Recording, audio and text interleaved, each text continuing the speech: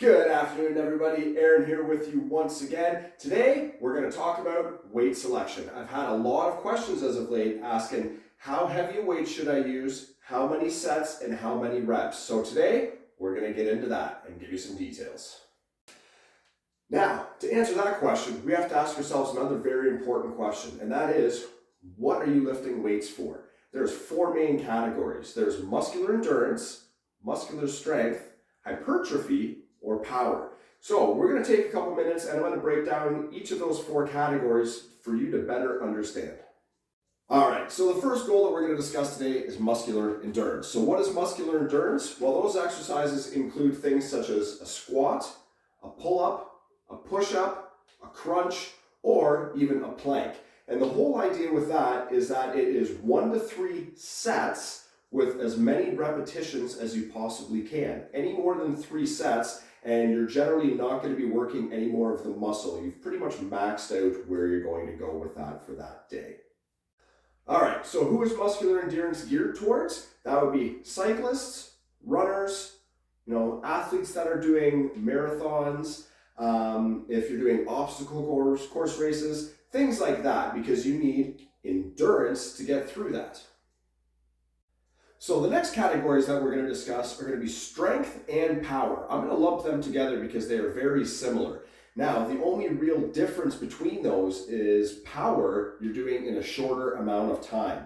The whole idea with both of these, though, is maxing out your weight, or close to it, 80 to 90% of what you can lift, with fewer repetitions and fewer sets. All right, so the next question is, who uses strength and power? Well, we use some of that stuff every day, but when we want to talk athletes, we're talking people that do strongman competitions, people that do powerlifting, or even bodybuilders. And the final category that we're going to discuss today is hypertrophy. Hypertrophy is the growth and increased mass of your muscles. So, what kind of athletes use that? You guessed it, bodybuilders. People that are looking to get shredded, get ripped, they want those big muscles. And how are they accomplishing this? They're getting these gains, as we call it, by doing 3 to 4 sets and anywhere between 12 to 15 repetitions. One thing that I've always done is, why stop at 10 if you can get to that 12? Now, if you can get to that 15th one and it's still easy, then that is a sign that you need to increase your weight. All right, so the next question is, how does all this pertain to the kettlebell classes we're going to be doing? Well, let me explain. Because we're going to be using 2 of these 4 goals. The first one is going to be endurance, because we're going to be doing quite a bit of repetition in more of a HIIT style, high intensity interval training. It's not quite going to be HIIT, but some of you are familiar with that with some other classes.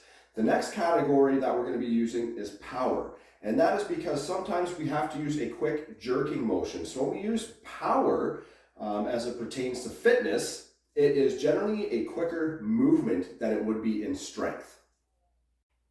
All right, guys, so that's it for me for today. Thank you very much for joining. I hope now that you have a little bit of a better understanding as to what weights you should be using. Again, it all pertains to what goals you're trying to achieve. Who do you want to be, and how are you going to get there? It's not going to be easy, but it's going to be worth it. You know the drill. Cause some mayhem and get after it. Cheers.